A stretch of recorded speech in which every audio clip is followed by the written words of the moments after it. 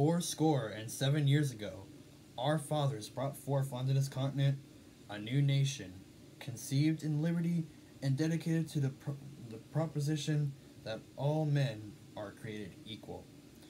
We are now engaged in a great civil war, testing whether that nation, or any nation, so conceived and so dedicated, can long endure. We are met on a great battlefield of that war. We have come to dedicate a portion of that field as a final resting place for those who here gave their lives that nation might live. It is altogether fitting and proper that we should do this. But, in a larger sense, we cannot delegate, we cannot consecrate, we cannot hollow this ground. The brave men, living and dead, who struggled here, have concentrated it far above our poor power to add or detract. The world will little note nor long remember what we say here, but it can never forget what they did here. It is for us, the living, rather, to be dedicated here to the unfinished work which they who fought here have thus far so nobly advanced. It is rather for us to be here dedicated to the great task remaining before us, that from these honored dead we take increased devotion to that cause for which they gave the last full measure of devotion, that we here highly resolve that these dead shall not have died in vain, that this nation, under God, shall have a new birth of freedom, and that government of the people, by the people, for the people, shall not perish from the earth. Greetings, everyone, and welcome to today's episode on Abraham Lincoln of the presidents, the facts about the presidents of the United States. Today, we're talking about a man that you are probably all waiting for.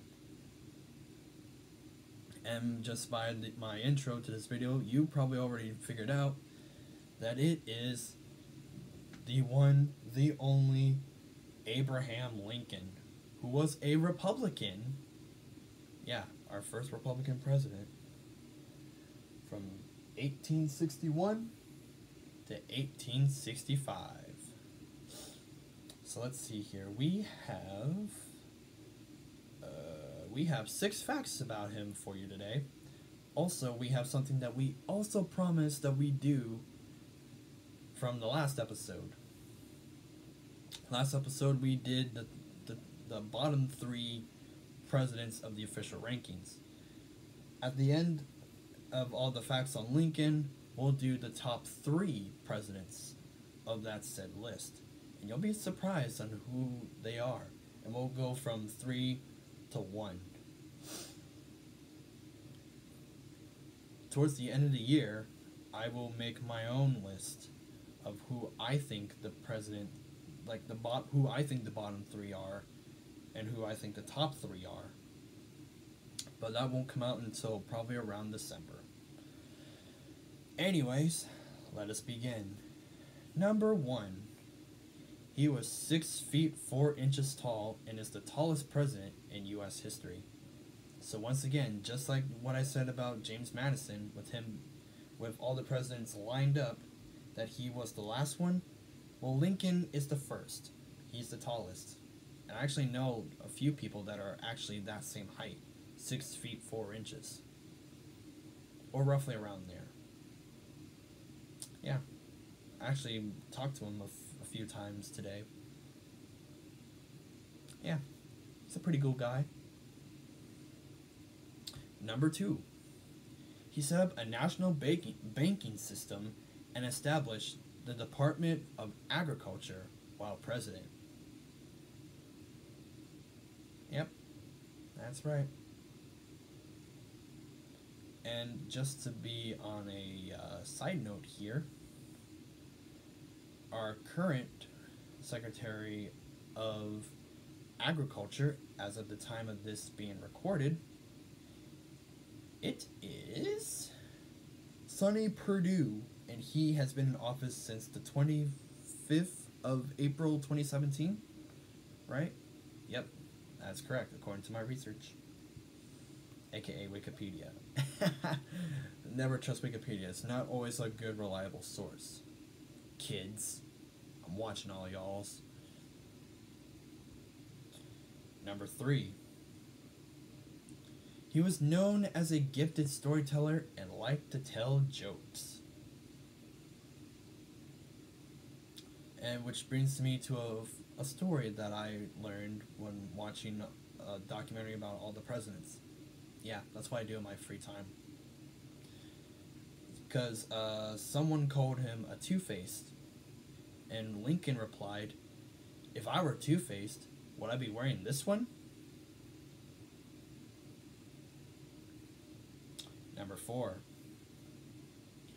On the day that he was shot, which was April 4th, 1865, which was Good Friday that year, he told his bodyguard that he had a dream that he would be assassinated. Yeah, but don't wait. There's more to that. And it's something that I kind of actually knew, and you guys probably don't even know either. He also established the Secret Service when he was assassinated. A lot of people don't know that. And for those of you who don't know who the Secret Service is, I feel very bad for you, but as simple as I can possibly be, they're the people that are always in the all nice fancy tux with radios in their ears and always wearing sunglasses, that are always around every single important official outside of like their offices or their working area. So in this case, when the president's on tour, he always has a few members of the Secret Service with him. And also, there's Secret Service members all over Washington, D.C. So remember, people, when you're in Washington, D.C., have fun, but not too much fun. Number 5. He was the first president who had a full beard. Yep. I didn't even realize that either until I looked at all the pictures of every single president. He was the first one with a beard. And number 6. He often stored things like letters and documents in his top hat. Yep.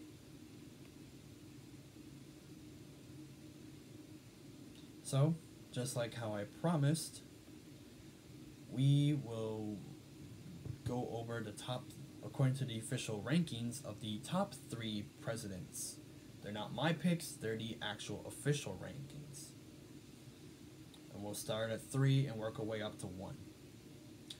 Number 3 is Franklin Delano Roosevelt. We'll get to him in about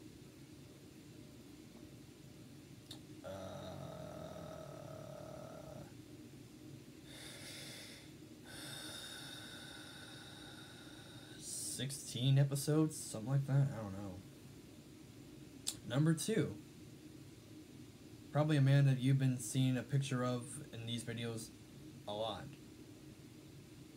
George Washington. There. Yeah. George Washington. According to the list, he's number 2. If you want more on Washington, look at the video 15 videos ago. pretty cool. It's kind of the beta episode, as you would say. And number 1, the man we just talked about, Abraham Lincoln. Once again, you'll get my rankings of my bottom 3 presidents and my top 3 presidents. Probably in 2 separate videos, depending on how I feel. Wow, that's a big old bump on my forehead. Probably it's either a zit or a bug bite. I don't know. It's not a bed bug. I hope not. So that's all I got for today. Thank you so much for watching. And stay tuned, because Andrew Johnson, yeah, that man is coming up next. And you'll be pretty surprised on some of the stuff we learned about him. You cannot escape the responsibility of tomorrow by evading it today. Those are today's words of wisdom. Learn it, just like how you learn your Bible. Or if you're not a Christian, then how you, I don't know, abide by the law. AKA, the Constitution. Okay, bye.